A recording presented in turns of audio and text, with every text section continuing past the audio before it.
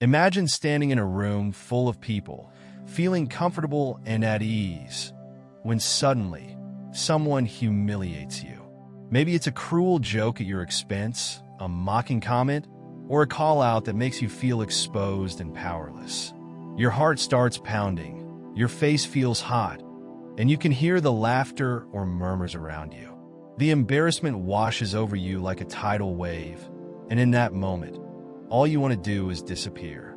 But what if I told you that public humiliation is not the end of the world? What if, instead of seeing it as something that breaks you, you saw it as something that can build you into a stronger, more confident person? No one likes to be humiliated, but the way you handle it determines how much power it is over you.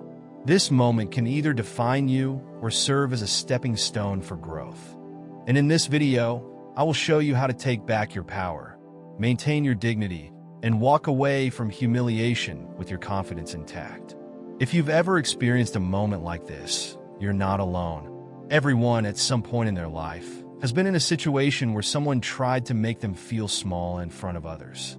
But the truth is, the way people treat you says more about them than it does about you. The person who humiliates others is often insecure, seeking validation, or trying to prove something to themselves. Confident and self-assured people do not go around tearing others down. When someone attempts to humiliate you, what they are really doing is projecting their own weaknesses onto you. The first step to overcoming humiliation is realizing that their actions are not a reflection of your worth, but a reflection of their own personal struggles. The worst thing you can do when someone humiliates you is to react impulsively. When you allow anger, frustration, or sadness to take over, you give them exactly what they want: control over your emotions. Losing your temper or getting defensive only feeds into their need for attention and dominance. Instead, the most powerful thing you can do is remain calm and composed. Even if your emotions are in turmoil inside, appearing unshaken on the outside instantly shifts the power dynamic. When you stay unbothered, they lose. Think about it this way. When a comedian tells a joke, they expect laughter. If no one laughs, the joke falls flat. In the same way, when someone tries to humiliate you, they expect a reaction. If you don't give them one, their attempt fails.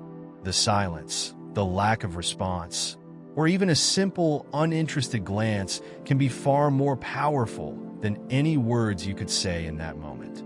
Sometimes, the best response is no response at all. But what if the situation calls for a reply? There are ways to respond that allow you to maintain control and assert your confidence without stooping to their level. One of the most effective ways to handle public humiliation is by using humor. If you can turn the situation into a joke at your own expense before they do, you take away their power. Self-deprecating humor, when done correctly, can show that you are comfortable with yourself and that their words don't affect you. Imagine someone makes a comment about your appearance, your intelligence, or your abilities. Instead of getting defensive, you could say something like, "You think that's bad? You should hear what I say about myself when I'm alone." This immediately shifts the focus and makes it clear that their insult holds no weight. If humor doesn't feel appropriate, a calm and direct response can be equally effective. Looking them straight in the eye and asking, "Why would you say that?" puts them on the spot. Most people who humiliate others are not expecting to be challenged in a direct yet composed manner. They expect you to get flustered, to react emotionally, to shrink back. When you calmly ask them to explain themselves, you force them to think about their actions. More often than not, they will stumble, realizing that their words were unnecessary or cruel. A simple question like this shifts the attention away from you and back onto them, making them second-guess their behavior. There are times when the best course of action is to walk away.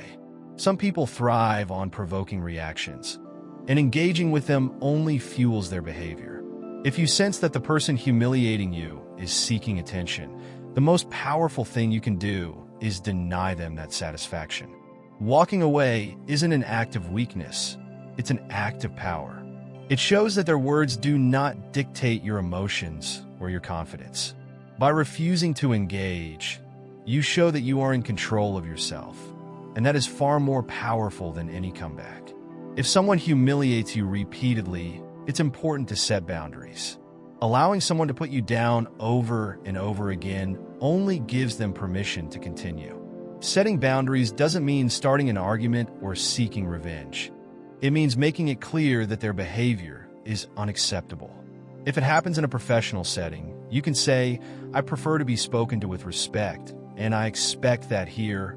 If it happens in a social situation, you can simply say, "I don't appreciate being spoken to like that, and I won't tolerate it." These statements don't invite further conflict, but they establish a clear boundary that you are not willing to be treated with disrespect. As painful as humiliation is in the moment, it can be a tool for growth. Every difficult experience in life presents an opportunity to become stronger and more resilient. Instead of dwelling on the embarrassment, ask yourself what you can learn from the situation. Did it reveal an insecurity you need to work on? Did it show you who your real friends are? Did it teach you to handle difficult social situations with more composure? Growth often comes from discomfort, and facing humiliation can be a chance to develop inner strength and confidence. Perhaps the most satisfying way to handle humiliation is to succeed despite it. The best revenge is not to get back at the person who humiliated you, but to rise so high above their words that they no longer hold any significance.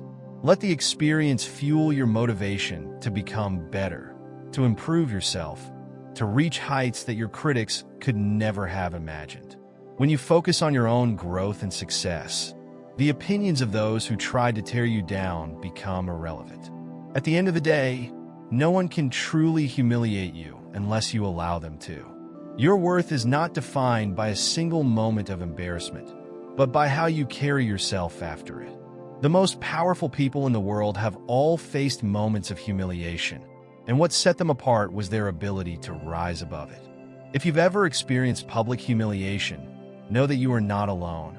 You are stronger than any insult, more resilient than any embarrassing moment, and capable of turning even the worst situations into opportunities for growth.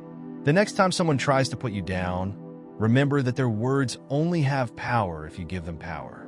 Stand tall, remain confident, and walk away knowing that their actions do not define you. Your response does. If this video resonated with you, make sure to like, share, and subscribe to the channel. Your support helps spread confidence and resilience to more people who need it. Drop a comment below and let me know how you've handled situations like this in the past. I'd love to hear your thoughts. And remember, no one controls your confidence but you. Keep pushing forward, and I'll see you in the next video.